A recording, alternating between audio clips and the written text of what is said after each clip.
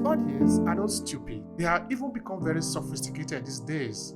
They are able to discern, they are able to know if you really care about them.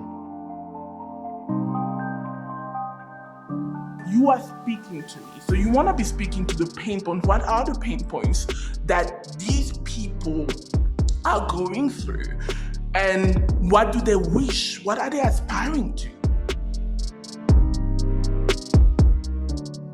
Clarify the importance of attending this bootcamp, for example. So this is essentially what you do with storytelling, because it is about creating those pictures, connecting to the emotion of the people while they are going through the problems that they face.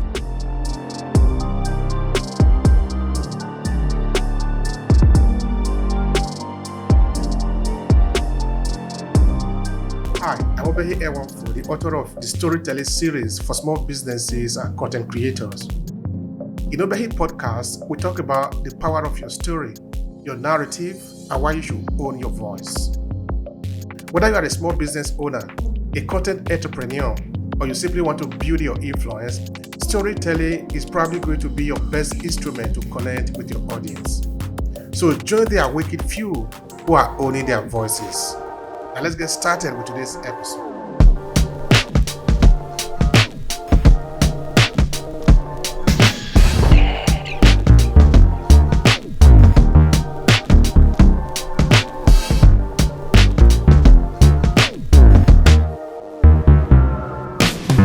Building your brand with storytelling is a powerful strategy that can help you connect with your audience on a deeper level, and it helps you also to differentiate yourself in the market. And what separates you, or what should separate you from the noise, is your story. Because all of us cannot have the same story. We all have our unique story. That is what we are going to leverage to be able to separate ourselves in the market. So it is important that we define our brand's identity. What are we representing? Now is the time for the hero in the room, Tanya. Tanya, can you please present yourself, because you do a better job by presenting yourself. Of course, we really do promote that people should talk for themselves. So please tell the audience who you are and how they can benefit also from your service.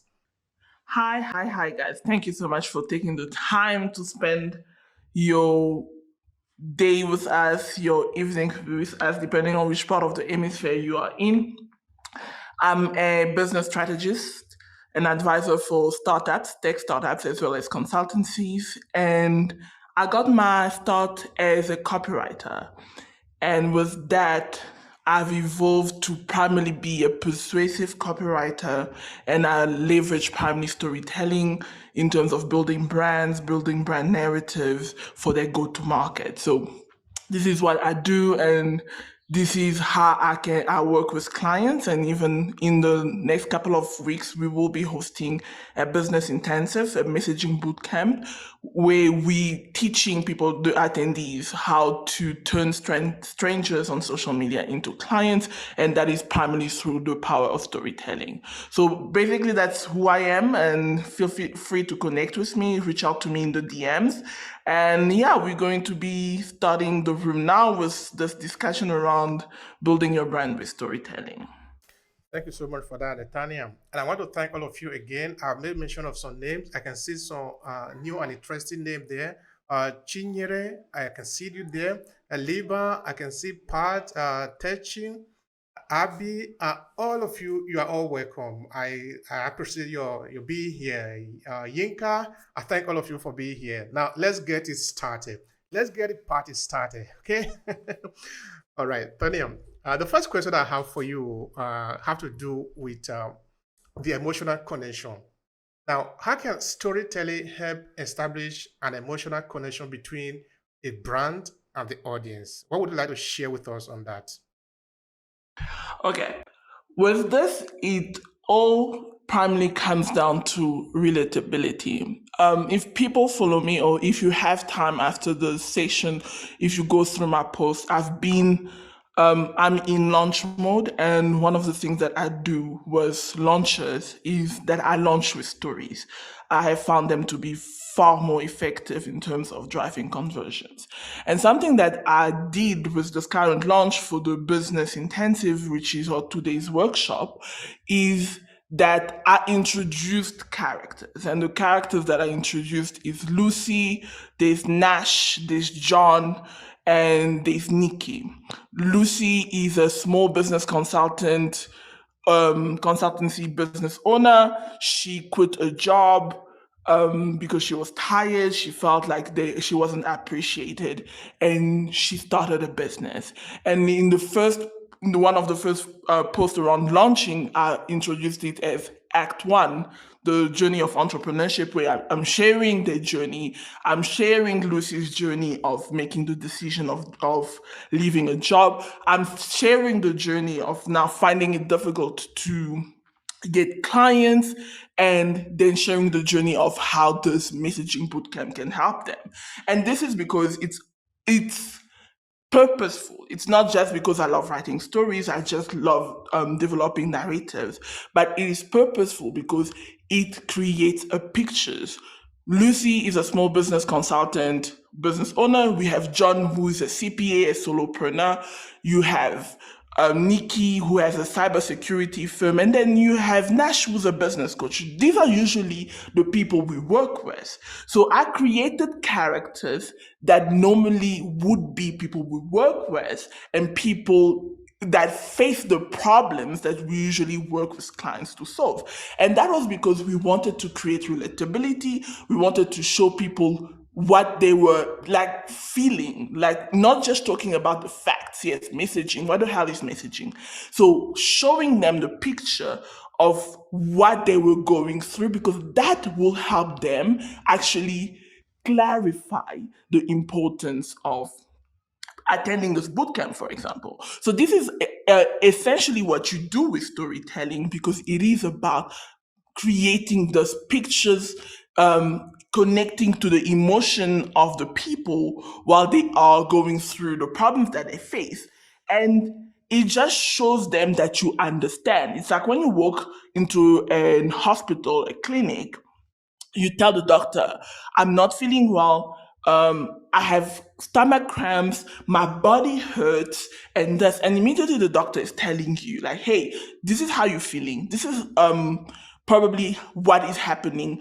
You're feeling this, you're feeling that. And immediately you're like, okay, the doctor understands me and can identify my problem. That means there is a solution. So essentially, when you do that, you connect with the emotions, because we make decisions as human beings emotionally, and then we'll justify that with logic. When you use stories, you're telling people like, hey, I understand you.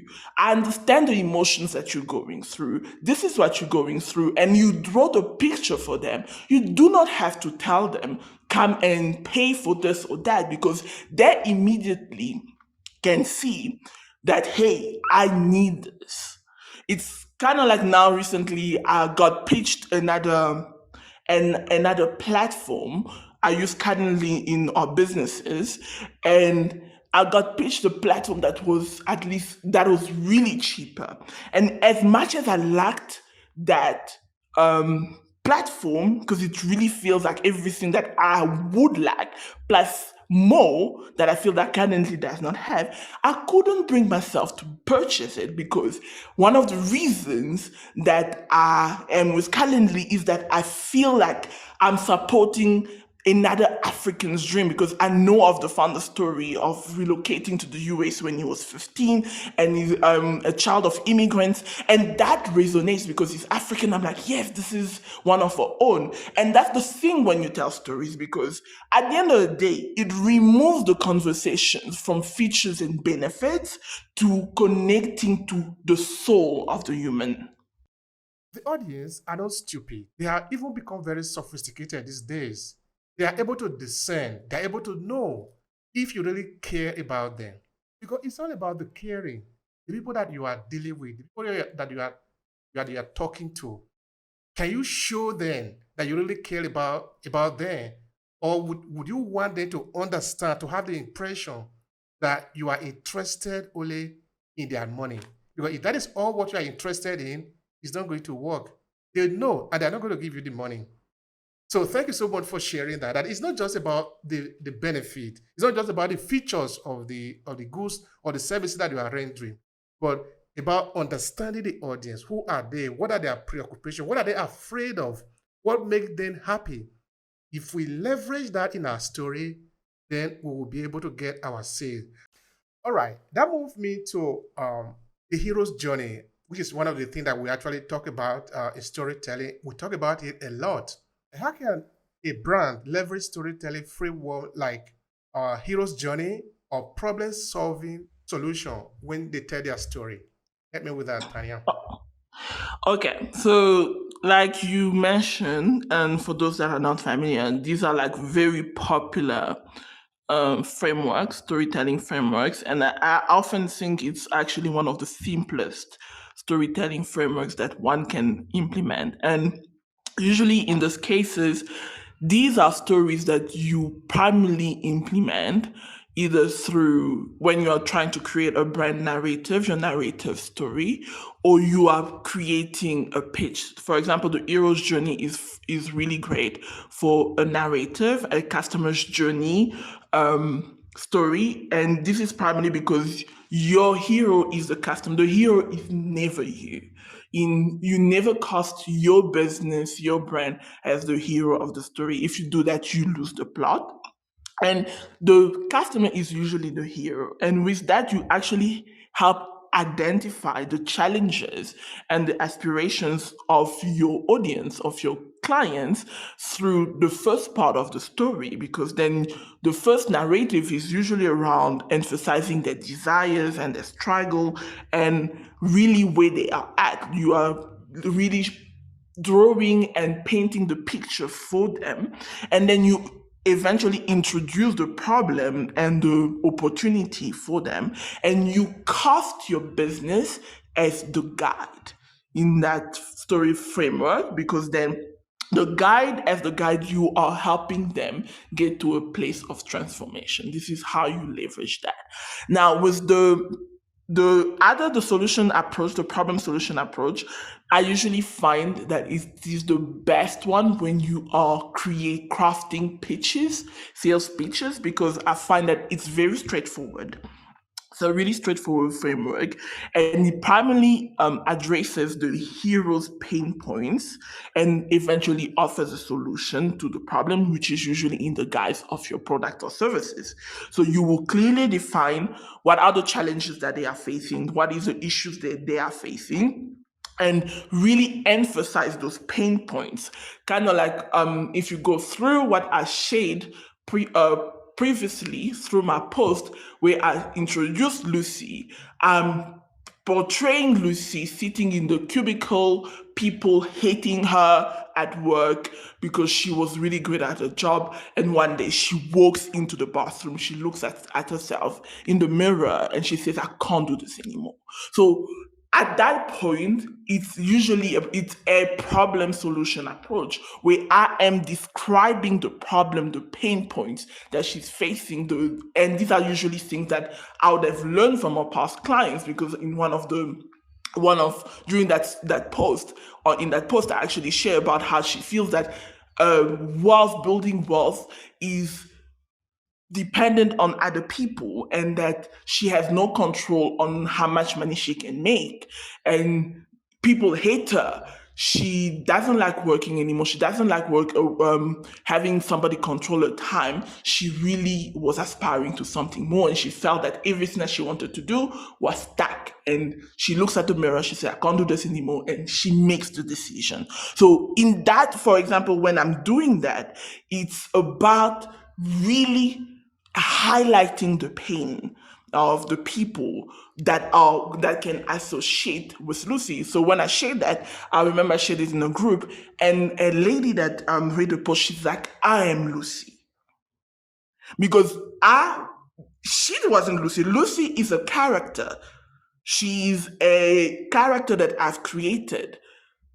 I don't have a past client who's called Lucy, but a lot of the things that Lucy is facing are things that I've learned from working with past clients, and I incorporated that when I created that narrative.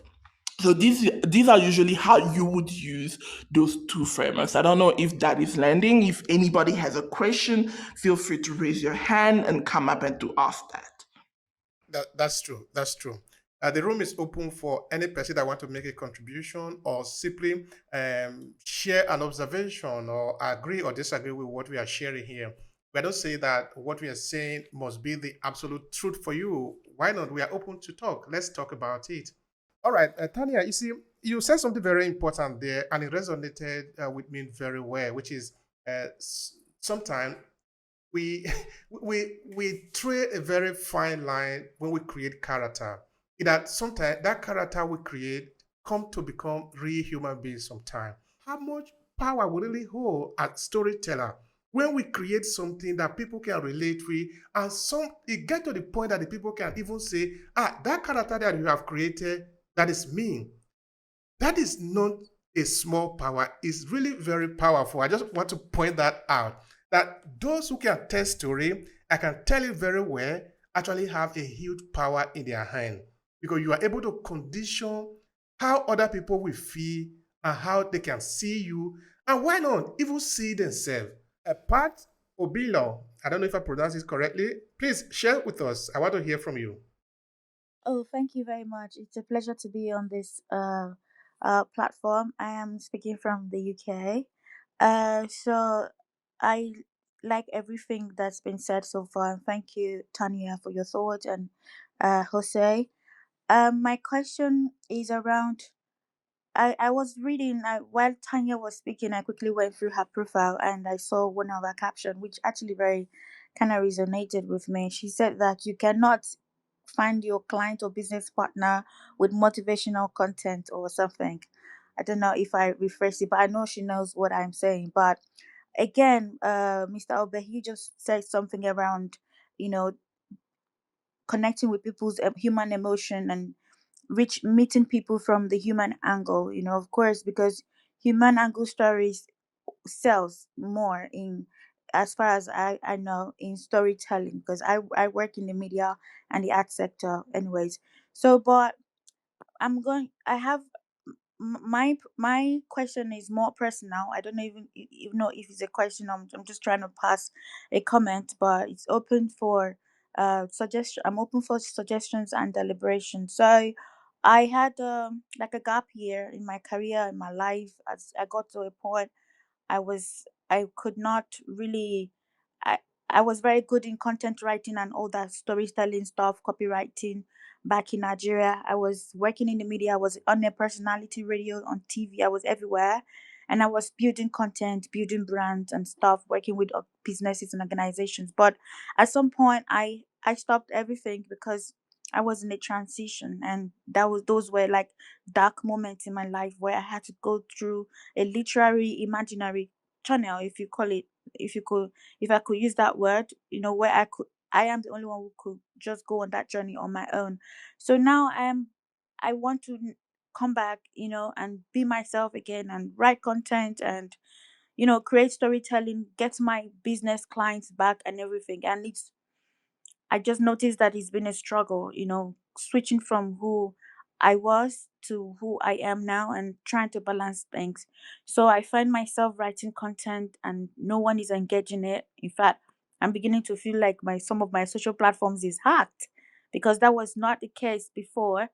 So I don't know how we can use storytelling to what kind of stories do we tell, how what is the boundaries for us when we're telling these stories.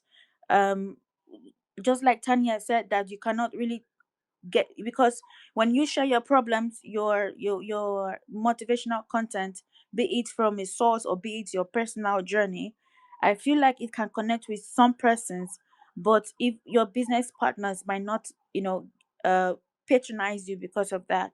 So but some people are not even on social media because they want to get patronage, because they want to sell a product. They're probably on social media to express themselves. So that's a part of me. A part of me is on social media to express myself, and a part of me also want to get clientele. Eventually. So how do we balance, these scenarios? In terms of being able to write storytelling content that helps us sell our personalities and our brands, and then storytelling that helps us, let the world know who we are before they even meet us. We are in a global world. According to Marshall McLuhan, he postulated that we are in a global village, and that was in one of his books. And we all are experiencing it right now. I don't even know where some of this everyone is, but it's beautiful that I can be here and I can connect to everyone and everyone can hear me right now. So, but it still boils down to how we can, use storytelling to sell our product or our business or our brand, as well as connect with people on a human level so that we can keep inspiring other people, keep impacting lives, and keep cashing out, if I can use that word. And on the side, I'm going to try to follow everyone who is on this platform, and I'll try to engage with your content going forward. And I would be happy if you can do the same. I'm going to try my best to release my right content and be more present, but I hope that I will get support in terms of engagement as well. Thank you very much. All right, thank you so much, Pat. I don't know, maybe Tanya will have something to say to that, but I just want to point out that storytelling is absolutely one of the most powerful instruments if you are looking for engagement. But this is some of the things that you must put into consideration, Pat, that it is not about you. I think Tanya did make mention of that just now when she was talking of the hero journey, that you are not a hero. If the story is about you and you are sharing it, okay, sometimes people might feel empathy for you, but the point is, you really want to make the people believe that this is about them, their story. But the people, which people are we talking about? Before I was talking about the audience, that you must know your audience. If you know your audience and the story you are sharing is about them instead of about you, they will respond. Because the storytelling is so built into the human mechanism that there is no way you cannot respond to a story that is less to touch your heartstring. This is why. Look at the human history, the human evolution coming from very horrible experiences in life. Okay, I'm not talking of the time you were, but I'm talking of our ancestors, where they have been coming from. The only thing that have really haven't changed that much for thousands of years is the story.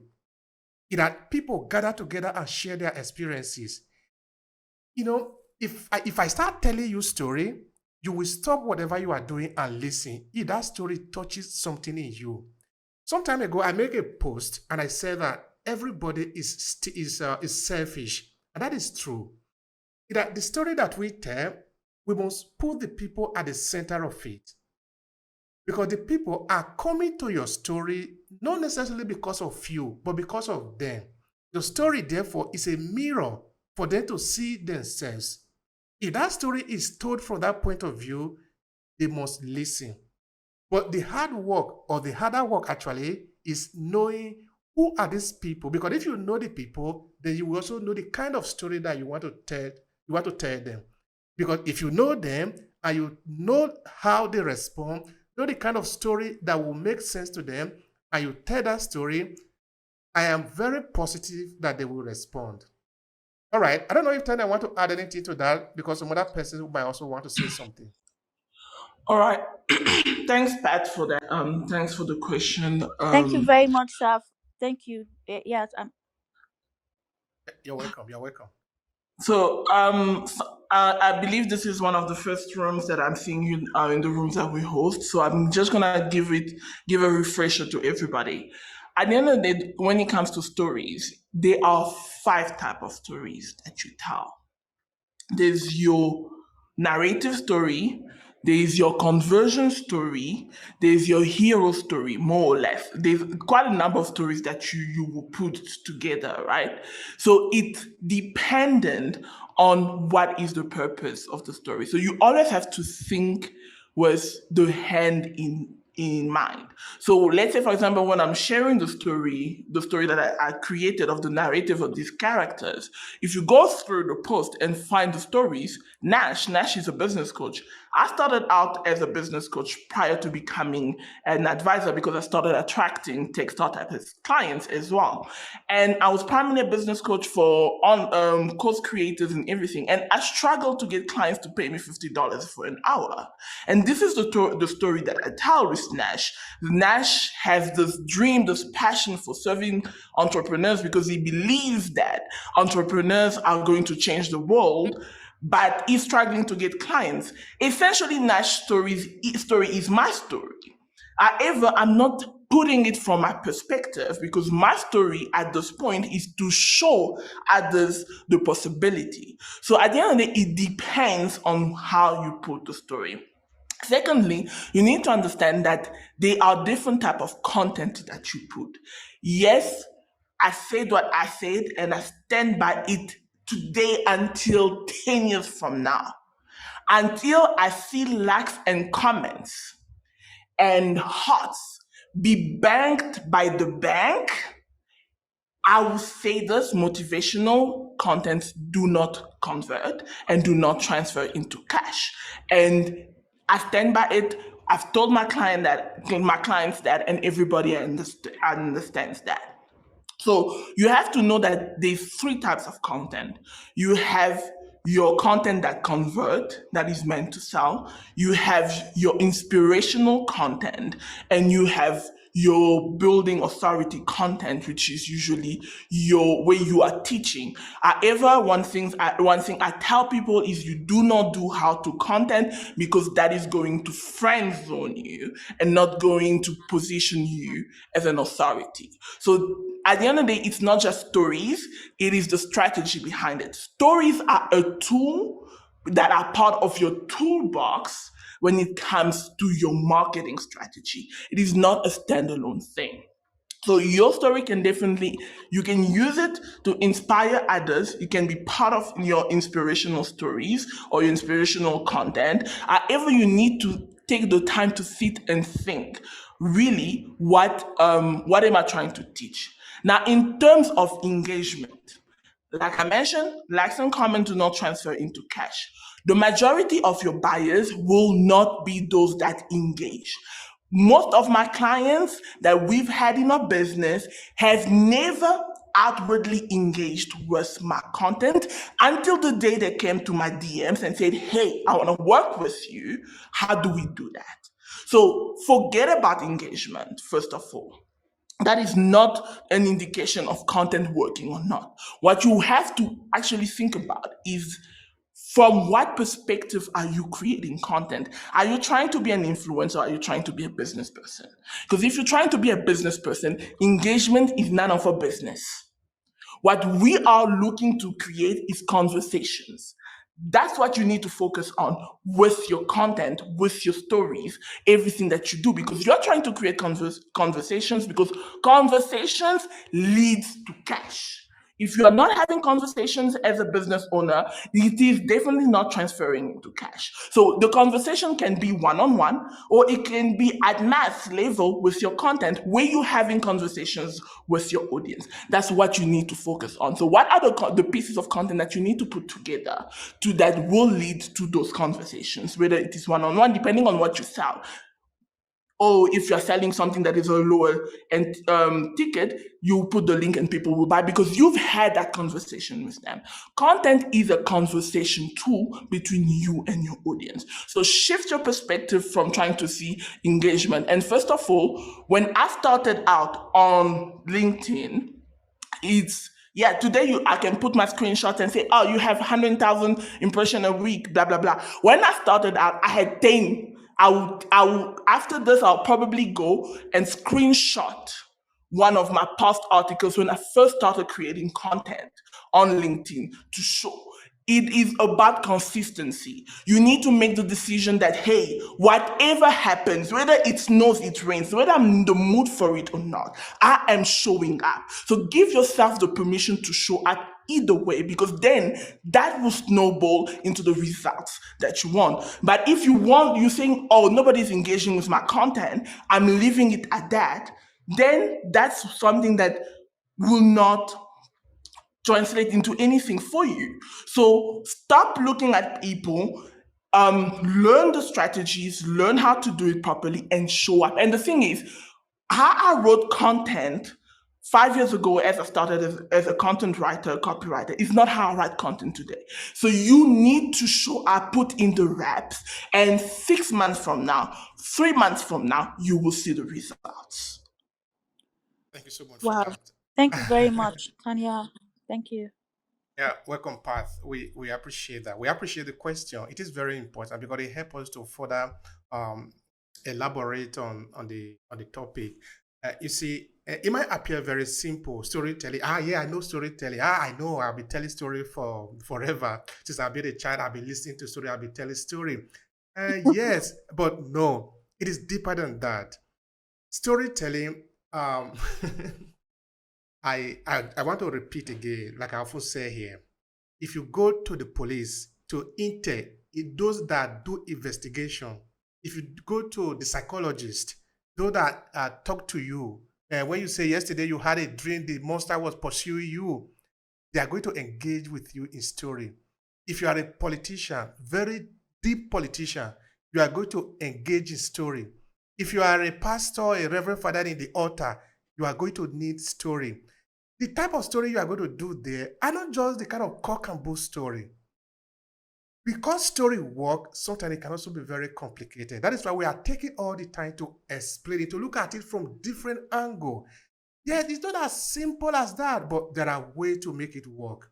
So thank you so much, Tanya, for those explanations. Those are the key points that people must pay attention to if their story must work. Because really and honestly, story does work. Okay. Sorry, because I'm in Houston and I'm in the middle of the storm, so sorry about that.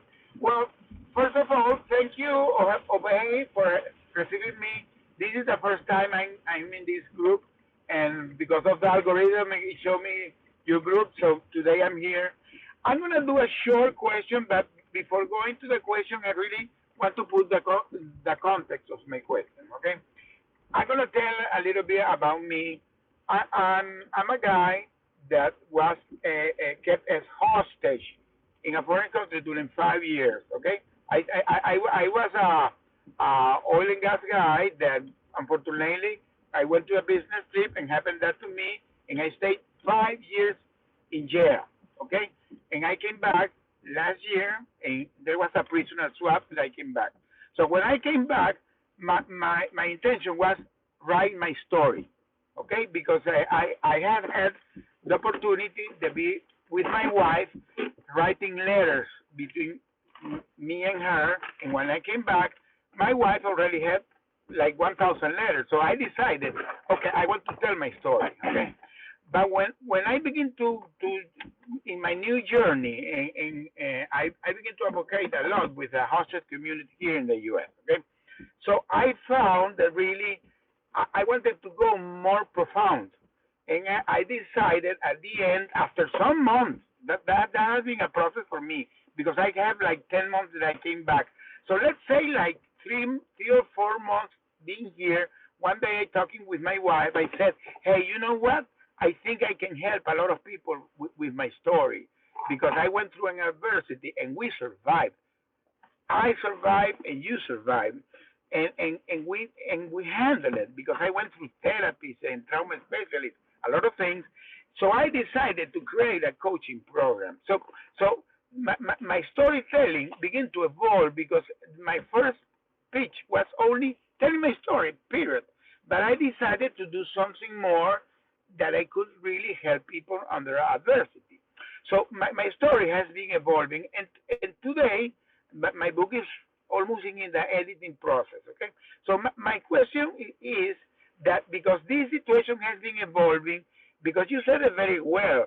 In the beginning, I was thinking in I telling my story, but that's not the case. I really wanted to make my book help others, give solution to them, help them that I went through that adversity, but I can help others. So today, that's my thing. So my question here today is because I'm in now in that path to moving the book in that direction because it's going to be kind of my beginning of my new journey. Okay, so I want to receive feedback from people about how they feel my book, because I'm still in the path that I really want to touch people with my book. So I decided, and this is my question. I decided to create like a focus group to begin to interact with people, random people that doesn't know me, people that they have some chapter of my book, and they can say, hey, I like it, or I don't like it. So my question to you is, how do you think about this? What is your impression? I'm doing it right? There is something that I could correct? So that's my question. All right, thank you for that. I don't know if Tanya, you want to say something relating to that before I, yeah, you have anything to say to what Mr. Jones has said? Okay, I'm still in the process of writing my book, so I can't speak about the authoring part, but what I can speak about is the launch part, because that's primarily what I focus on, which is launching products, which services. So focus groups are great for feedback if you feel that you need the feedback, and you want people to be impacted by your book. By all means, there's no right or wrong answer in that. But the key is to plan your launch. And whether it's a book, whether it is a tech product, whether it is a service, you need to plan your launch. That is what will determine the success of your book, because it is essentially a product. So you have to, if you say that it's, let's say, I'm going to give a date just so for the purpose of an example. If you say that your launch is on the 30th of August, now is the time you should be in pre-launch. And the pre-launch is not necessarily getting the feedback. It's more of, okay, how am I gonna get this book in front of people? So, do you have an email list? Do you outside of the focus group? Do you have people that you've been interacting with, that you have an audience? If you don't, what are you doing right now to build that momentum so that you have an audience that will buy? Because most of the time, the first buyers of your book, before, if let's say you are launching on Amazon, the first buyers will determine the visibility of your book on the platform. So if you have a number of people buy, then the algorithm of the Amazon platform will be like, hey, this is a great book, let us push that up in this category. So what are you doing right now to build that momentum with your ideal person? So you need to define who is the right person that needs this book, just like any product. Who's the right person that needs to read this book? If you look at what Obehi has done with the series of books, it is particularly for business owners. So even now, all these room that he's hosting, he is targeting his ideal clients, even with his messaging, so that he can get the book in front of people. So these are some of the things that I would say about this. So build the momentum, build your pre-launch. Okay, how are you gonna do that? I know that for one of my mentors, he recently launched one of his third book. And what he did was he gifted the book towards the end, just prior to launching, where he was like, hey, I know that you enjoyed my work, and those were people that I've worked with him before. Yeah, I'm gifting you a book, read it, and this is like 3-4 weeks before. Read it, and I'm going to launch it in a couple of weeks. And if you will be kind enough, if you enjoy it, to leave a review. So when it launched, I read the book and I absolutely love everything that he does. This man really has saved my business. So I went and wrote a really great review about the book. And that was just not me, there were a couple of people. And what that did, it shot the book up on the Amazon platform. So you need to think about how you're going to get this book in front of the right people, how you're going to get reviews, how you're going to build the momentum and the velocity so that people buy the book. So that's more in that spectrum that I wanted to discuss. Thank you so much for that, Tanya. Let me Just say to something about it. Sorry, because maybe Tanya, thank you very much for all what you said. Maybe I lost to mention some context of the event, because yeah, you said very much things that already I have been working in. Only to put more in the context, my book is gonna kind of be in the pre-launching maybe in 2 or 3 months. Okay, so that's why I decided now to begin with with this interaction with the public. This is like a focus group. So really, my interest today, and you said it very well. There's a process that I had to complete and build the momentum. I understand that very clear. Really, my question. I don't know if it's a question or it's a concern, because I want to put random people in front of the book. But how can I know that this is my right audience? Because I'm gonna be choosing random people, because I want people that don't know me. Because I have a community, they already know me. I don't want to go to them because obviously they know me. But people that doesn't know me, this is the person that I really want to touch. So my question was more directed to that. How to select the people, because I already have several persons that have telling me, yeah, I want to be in your group. People that I don't know, and I'm kind of preparing a list. How can I choose, or I decided to take everybody? So that is Yeah. really my. All right. Thank you for the question, for the clarification also. I get that. Now, this is my take on that. You simply cannot serve everybody. That is number one. And two, there is no simple, straightforward one way to do this when you are pushing your work out to the audience. But there are some key factors that must be observed. One, you must know who you are targeting as your audience. You cannot simply say people that don't know you. People that don't know you are not a demography. If that is how you put it, you are looking at over 8 billion people, okay, more or less, no, minus you. So for you to be able to really hone in on the marketing, you need to have somebody in mind. You know, Tanya, she was saying before that she have to create imaginary story of people. She even gave it names. This name of people in her story must also have identity. They must have problem that they are trying to solve. That is the reason they are going to buy your book. Even though you are probably going to be dealing with something that look like biography memoir, this day it is important that even our memoir also have a kind of strong call to action. Okay, you are not Michael Myers.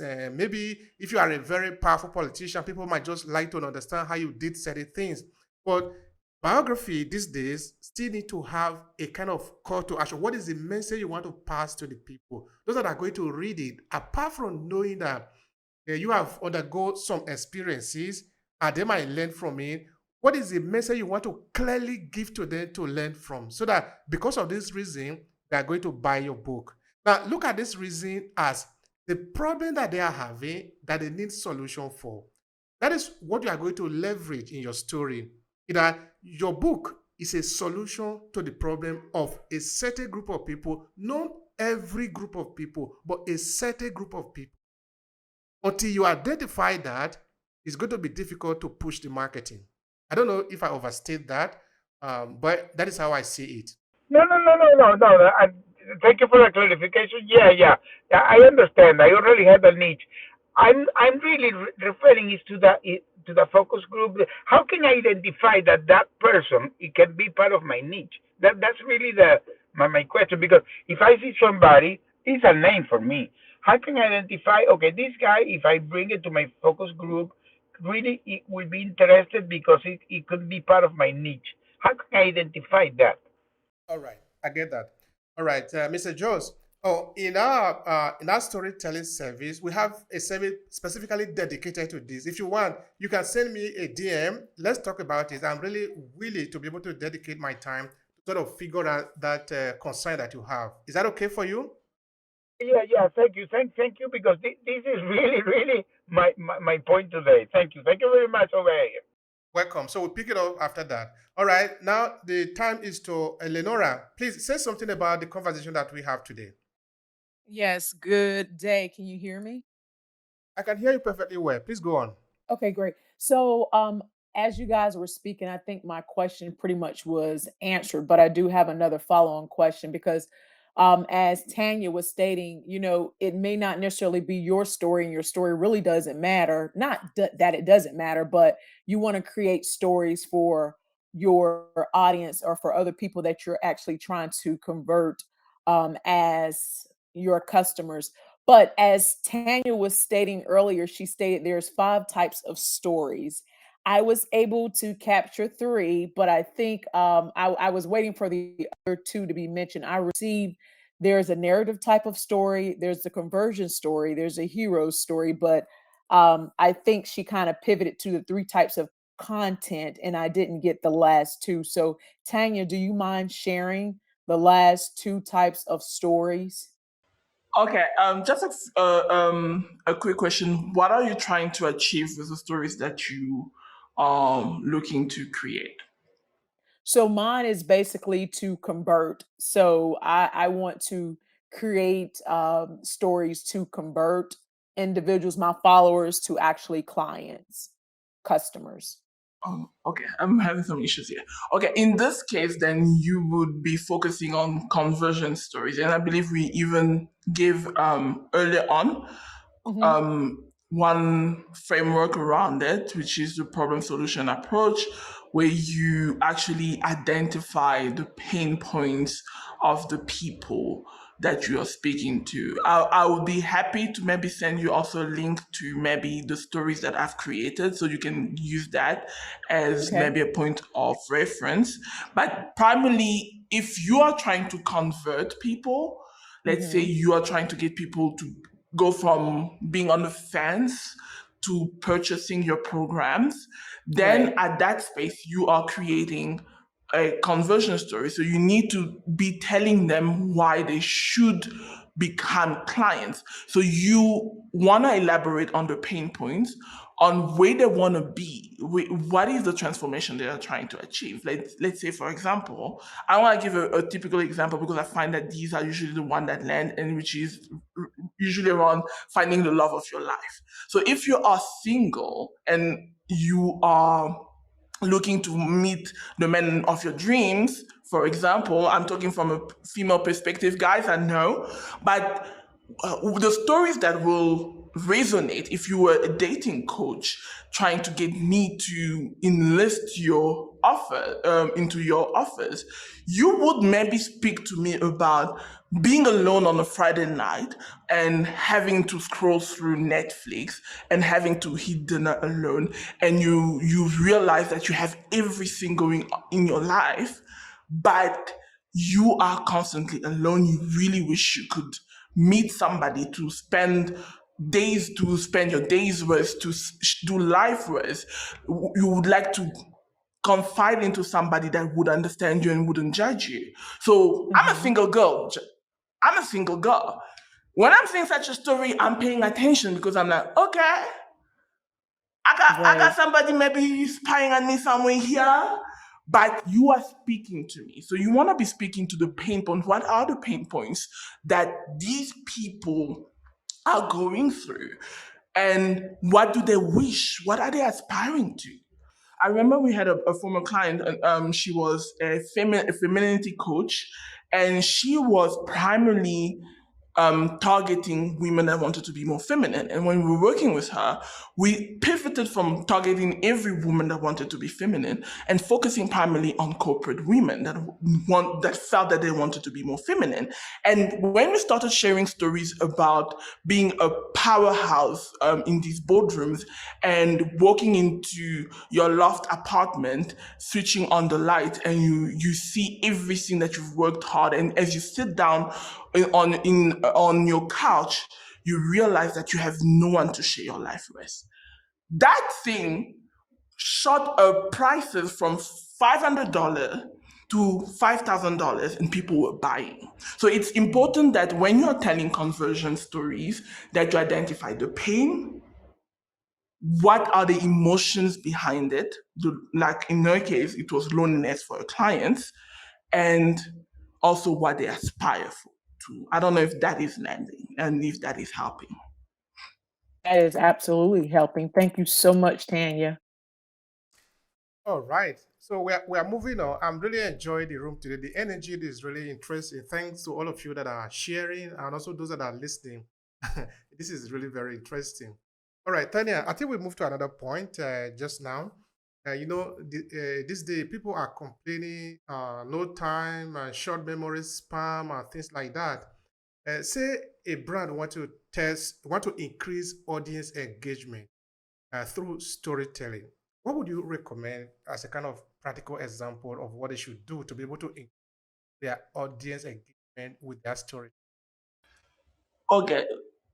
Here's my thing. I'm not really a fan of outwardly engagement, and I think I've shared that. My thing is always what are the conversations that it is leading to. So, what is the engagement that you're looking for? Is it engagement to, like people reading the comment, reading your post, your emails, or is it engagement where you are people are hitting likes and comment and it's giving you that dopamine shot, but it's not really doing something for your business. So for any business owner here, if you're leading a marketing team, you need to always be aware of this. Yeah, people liking your post, people commenting is great, but can we take it to the bank? I, I I really don't know, but last I checked, First National Bank here in South Africa does not accept lakhs as deposits. So last I checked, feel free to correct me if there's a bank that is accepting likes and comments as deposits. The thing is with stories, because stories speak to the subconscious, the decisions that we make is subconsciously. Think of how we make decisions as an assembly line. You are in a factory, your brain is a factory, and information is coming through the assembly line, and your neurons, everything that is working there needs to identify which is the most important information that we need to store. So your key, your thing should be telling stories that the neurons will identify as something important and shelve it where it is important. Have you ever realized that I don't know how old everybody's here, but we probably have all watched Disney movies.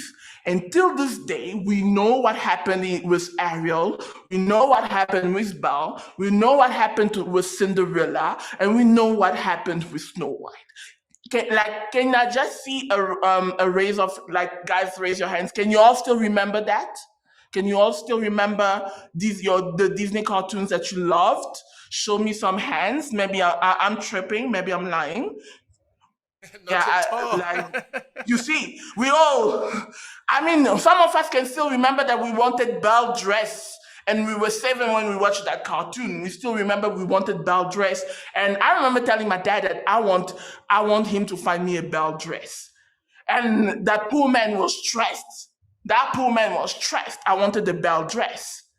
So you need to tell stories that actually stays in people's mind so that they can, the minute they start thinking about that problem, then they think about Lenora, they think about Pat, they think about Dennis, they think about Obehi. Because now what happens with your brain is that it associates the problem and the solution with you. This is the key of the stories that you need to take to think about. Not likes, not comments.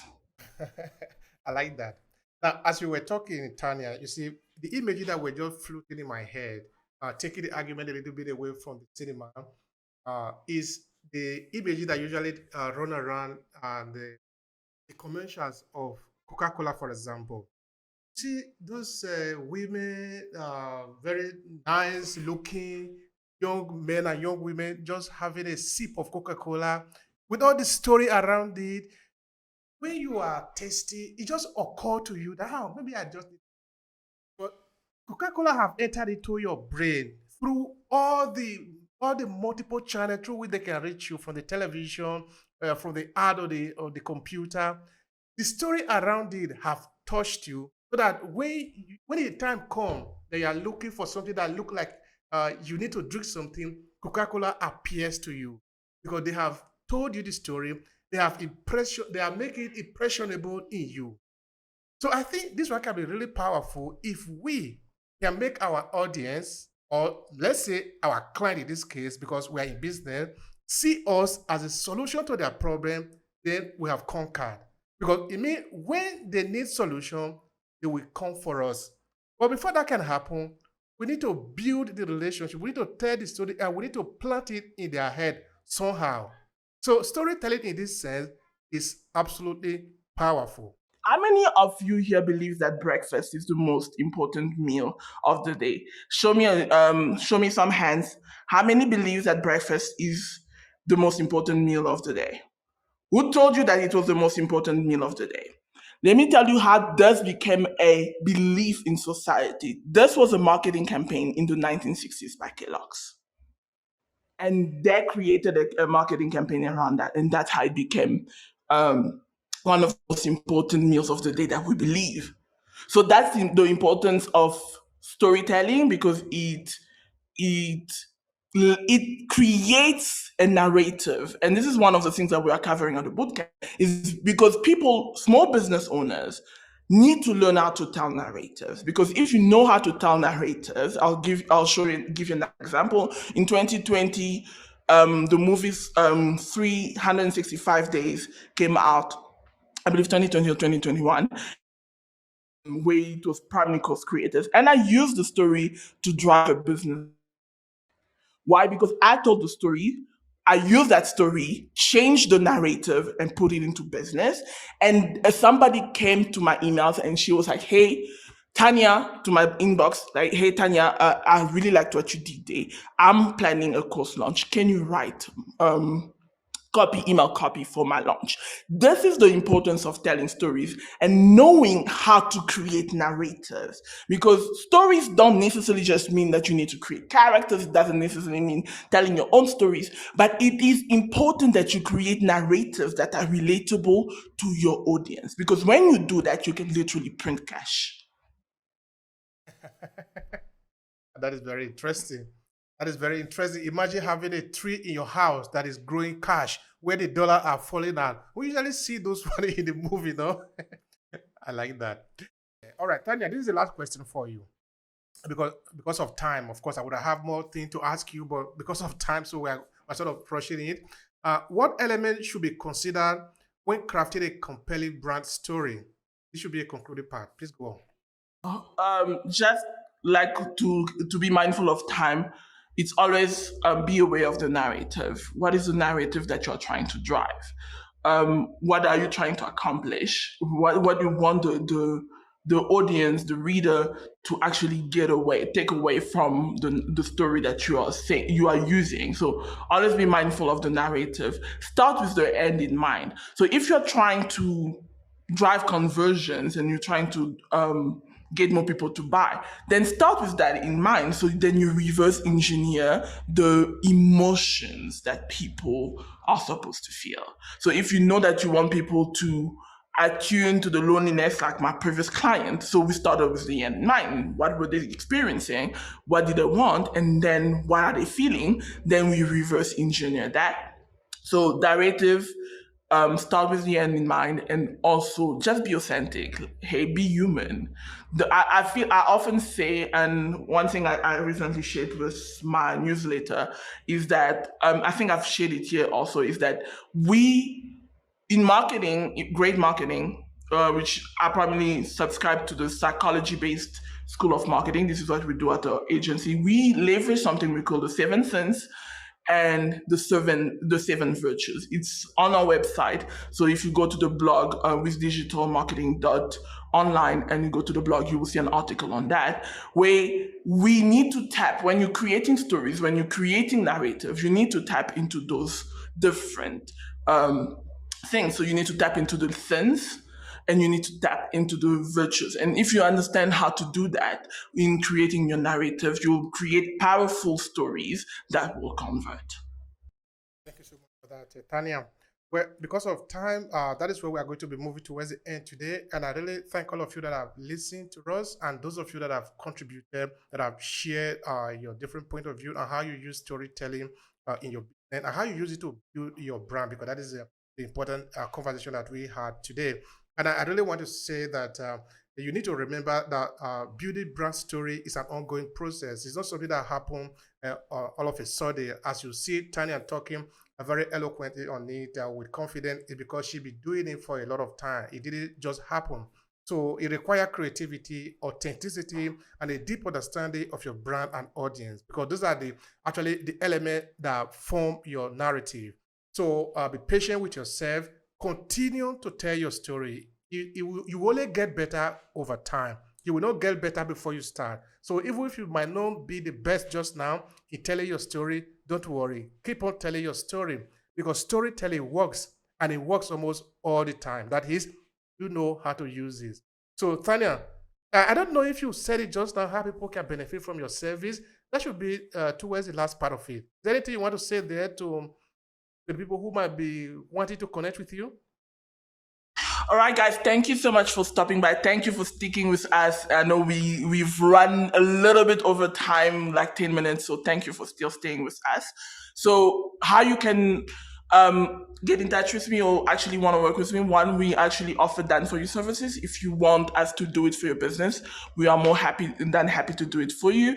We are hosting a messaging boot camp in the month of August, where we will be teaching you how to create these narratives, how to tap into the power of the 7 sins, 7 virtues to create your stories so that it converts. So we will be walking you through your messaging, how to create messaging that leads to conversions, especially on social media. So these are the 2 ways you can actually work with me right now. Feel free to reach out to me and let's have a chat, and we can always see how I could possibly be of service to you. All right. Thank you so much for that. Guys, if any of you want to expand on what we have discussed today, we have covered this and even more in the 5-part book series on storytelling, and they are available on Amazon. You can also check out my website if you want to maybe take advantage of our storytelling, our service, which is Elevate, where we actually take care of your business from the point of view of storytelling and really handle things related to your content to make you stand out in the competition. So all these are available at obehi.com. So I really thank you for the time. I thank you for your patience. I enjoyed the conversation. So thank everyone. So come back again next 2 weeks, because we are here every 2 weeks while we explore the importance of storytelling in our business. If you enjoy this podcast, please subscribe so you never miss any of our future episodes.